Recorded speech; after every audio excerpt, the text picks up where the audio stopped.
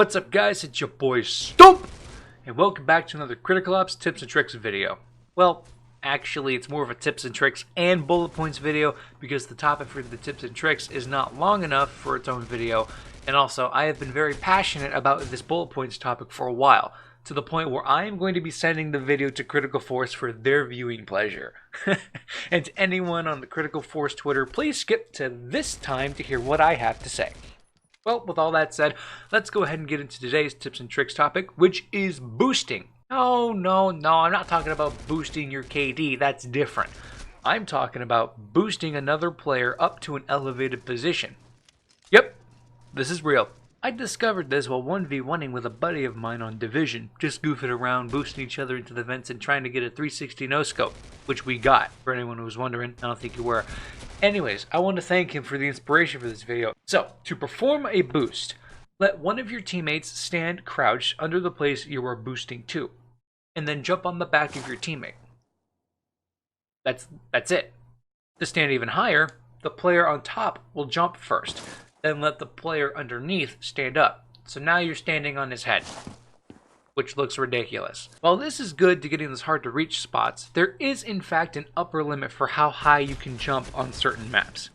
And yes, you can perform a run jump boost. Technically, I haven't been able to do this since it's hard to multitask on two different devices while I was experimenting, but I have been able to hold a crouch walk for a decent amount of time, which in theory should mean that a run jump boost is possible.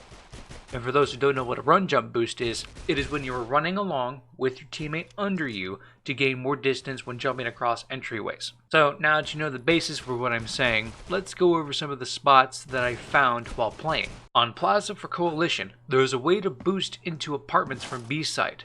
Both you and your teammate that is going to boost you need to be able to jump onto the truck under the window on B site and perform the boost from there.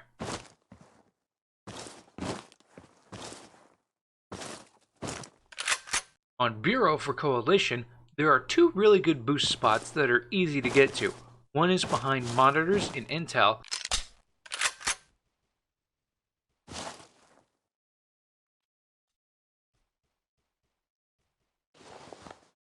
The other is behind the first server in Server Room.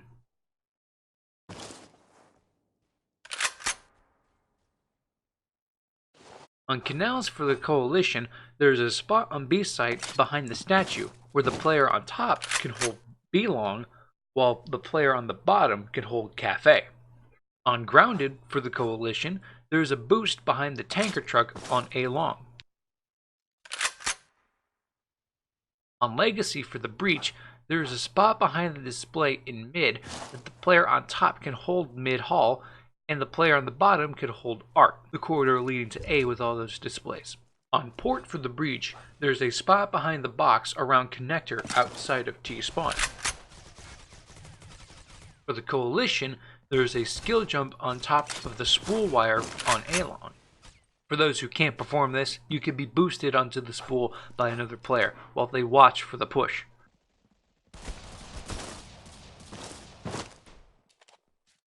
And finally, on Raid for the Coalition, there are two spots where you can boost. One is on B long behind the box, the other is in the corner just before vents on A.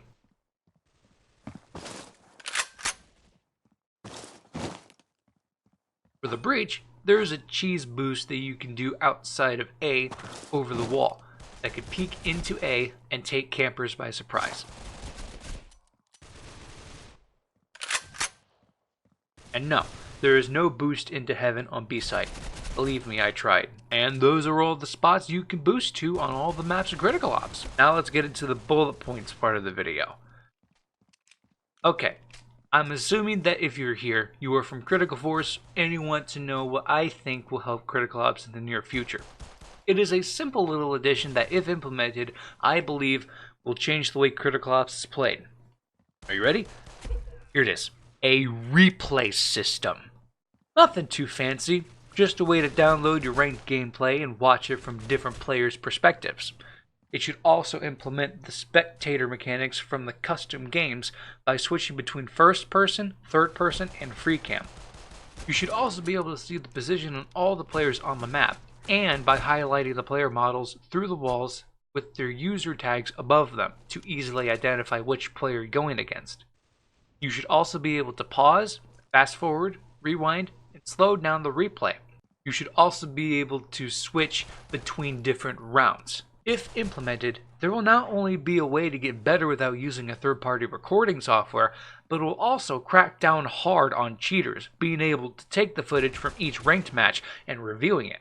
The reason I say it will help other players get better through the game is because it is easier to access and watch themselves play, rather than record it through an app on their phone or tablet, and then put it onto an editing software to attempt to try and go through it. The reason I bring all this up is because of the Critical Ops League that is undergoing qualifiers for its next tournament.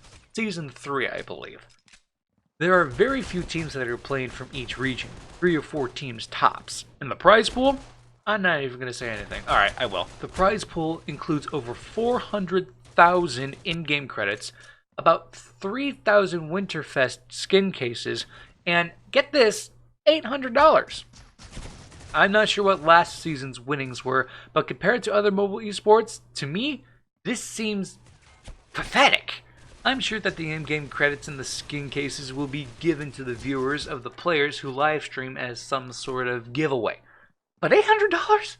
That's less than Clash of Clans, that has first prize winnings up to $250,000. Jesus Christ almighty on a stick! I did the math. The actual money in the prize pool, if you figure the highest amounts of credits you can buy, which costs around 160, do some converting, is a total of $14,400. Now, Clash of Clans has been around since 2012. A Critical Ops was released 3 years later. There should be no reason that both of these games don't have thousands of dollars in prize pools for their tournaments. So what's the deal? Well, thanks to Clash having a replay system already implemented on its release date, it helped players get better faster, which led to more pro teams, or clans in this instance, which also led to higher prize pools and more sponsorships for these tournaments. Critical Ops does not have a replay system, and look at where it's at. You can say that there's no leadership behind scheduling these tournaments anymore, or you can go on and say that there are not enough sponsors to put on these tournaments. Bullshit. What it really boils down to is its player base. Once the replay system is implemented, more pro teams will rise, which will lead to more tournaments, which will also lead to higher prize pools, which will also lead to more sponsorships. There are players who want to get better at this game, myself included. But it won't happen unless there is an easier way to see what you were doing wrong, fix those mistakes, and get better at the game through the game. If you look, all the best esports games have some fashion of replay system that helps their player base get better. If Critical Force wants to put an end to everyone saying that COPS is dead, go play COD Mobile, then you will listen to what I have to say and add a replay system. I hope that this was informative to those watching from Critical Force, and I hope that what I have said makes sense. I feel that it does, but I could be wrong, and I want to know what you guys think. Let me know in the comments below what you think about the addition of a replay system.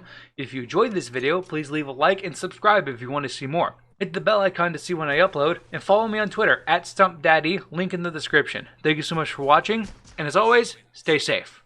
Bye-bye.